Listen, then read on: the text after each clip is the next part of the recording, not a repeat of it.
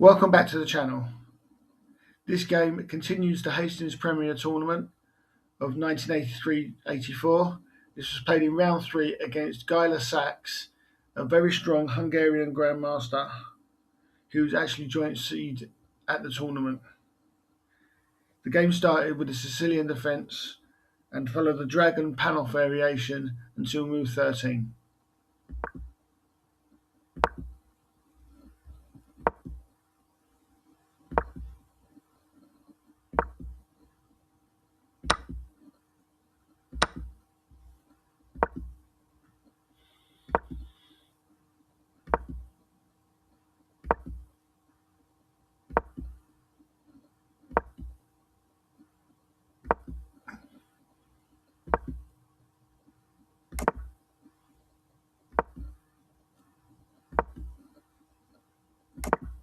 A feature of the Dragon that both sides castle on opposite wings.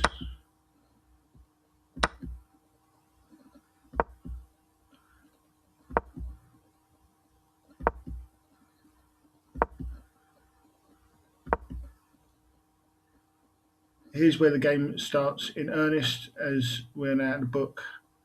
Nigel decides to hit in the centre with knight to d5. This forces the exchange of queens and multiple exchanges in the centre.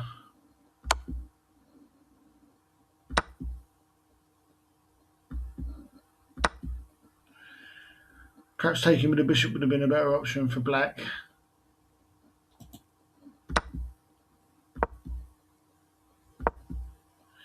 As this would probably lead to an equal position, and these pieces are slightly more active.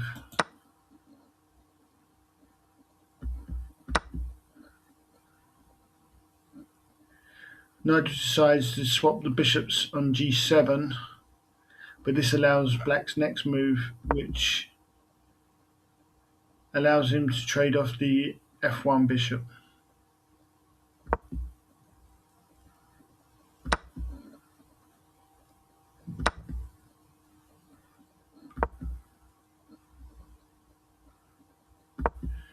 Gaining more space on the king side. Black tries to block the position on the king side. If white takes en passant, could be quite interesting, but king to h7, and white would try to storm with f4, king takes h6. It's probably still pretty even, but maybe a better chance for white at this point. Now he decides to carry on with the pawn advances on the king side.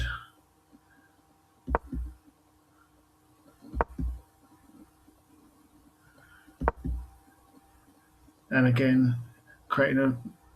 attacking the pawn chain, the black pawn chain on the king side.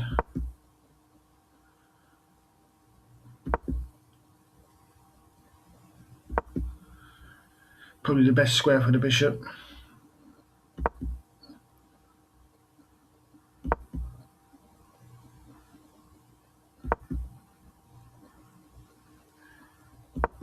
Some positional manoeuvring.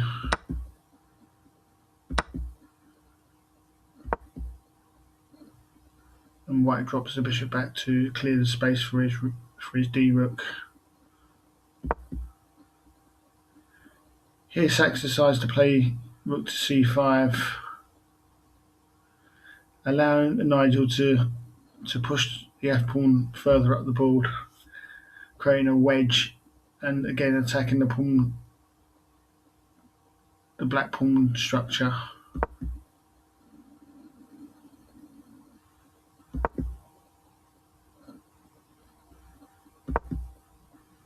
Attacking the b pawn, but does allow black to exchange the f pawn, which initiates trades on e4 and b5. Here black looks very weak on the back rank and needs to defend rook to b8 and rook to h8, which would be mate.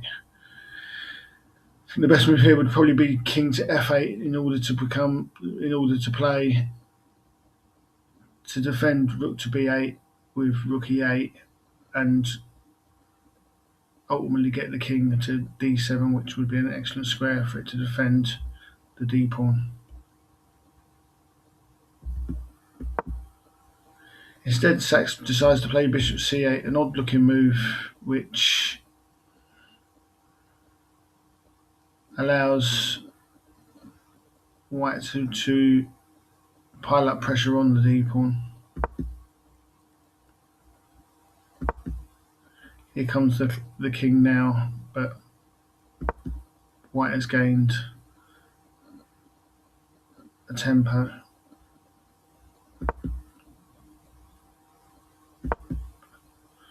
Still piling up the pressure on the d pawn. Here Sax decides to take the h pawn, giving up the problematic d pawn. But this leads to an advantage for white, as he will have two connected pass pawns on the queen side.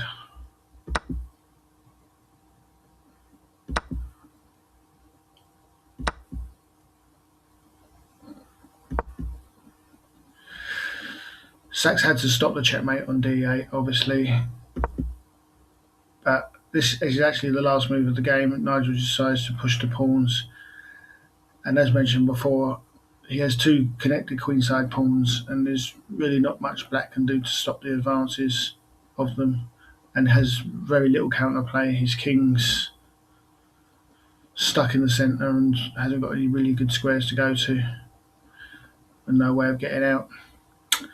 A very good game from Nigel, very positional and very good game against a very strong opponent, and was recovering well after the first round loss to Mark Hebden and a draw in the second round.